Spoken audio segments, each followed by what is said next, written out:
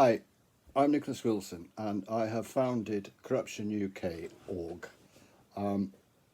For those who know nothing about me, I've spent 17 years campaigning against massive corruption by HSBC Bank, where they were defrauding debtors. It was a multi-million pound fraud. I've recovered £30 million for HSBC, but for debtors, not for me, unfortunately.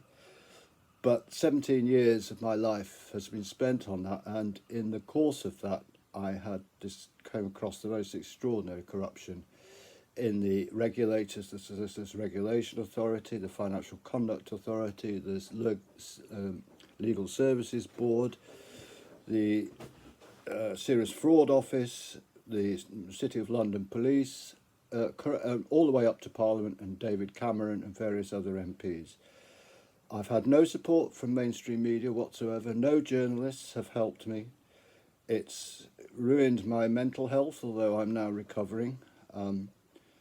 But I understand how difficult it is for an ordinary citizen who has evidence of massive corruption to have their voice heard. The media will not report it if it offends any of their sponsors or their advertisers or their controllers, such as MI5. It is important for people to be able to get their voice heard. So I have set up Corruption UK for the man in the street to send me stories with evidence. It has to be evidenced, otherwise it won't be published, of corruption, major corruption. Not, unfortunately, I can't deal with personal problems with your local garage or whatever, but major corruption that affects most of the people in this country, because corruption in the UK is rife. It is destroying democracy.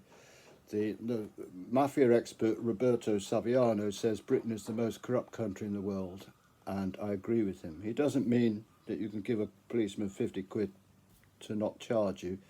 He means in the City of London and the involvement of money laundering and tax avoidance, all enabled by the City of London, by MPs, by lawyers, by accountants, and so on, and the banks, obviously. So something's got to be done, and I hope to be able to do something about it.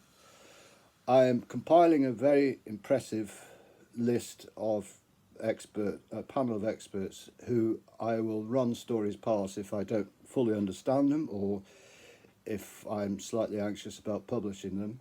None of the experts will have any legal liability for what's published. That all rests on me and the organisation.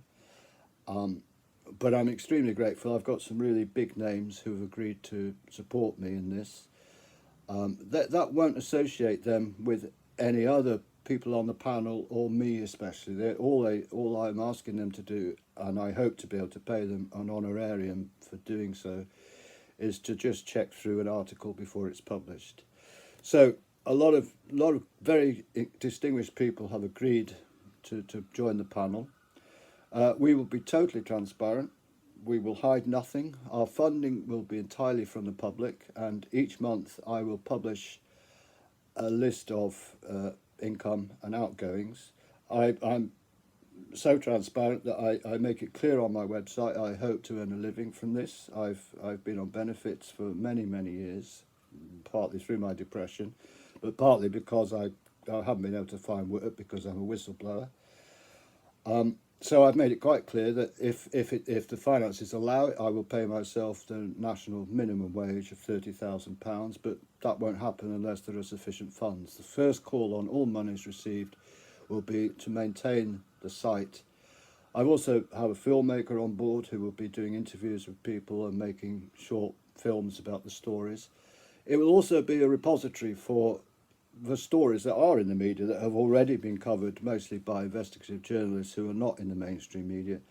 It will be like a go-to place to find out about all the corruption. So I will make a blog which points to another person's report. So other journalists who are writing about these things will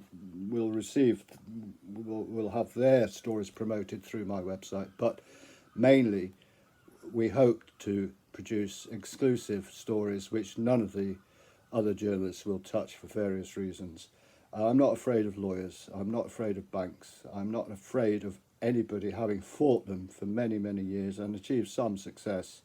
For example, I've had meetings with Andrew Bailey, who was the chief executive of the Financial Conduct Authority, and I said to him face to face, and I've said to him in Parliament, that he is corrupt. I believe him to be corrupt.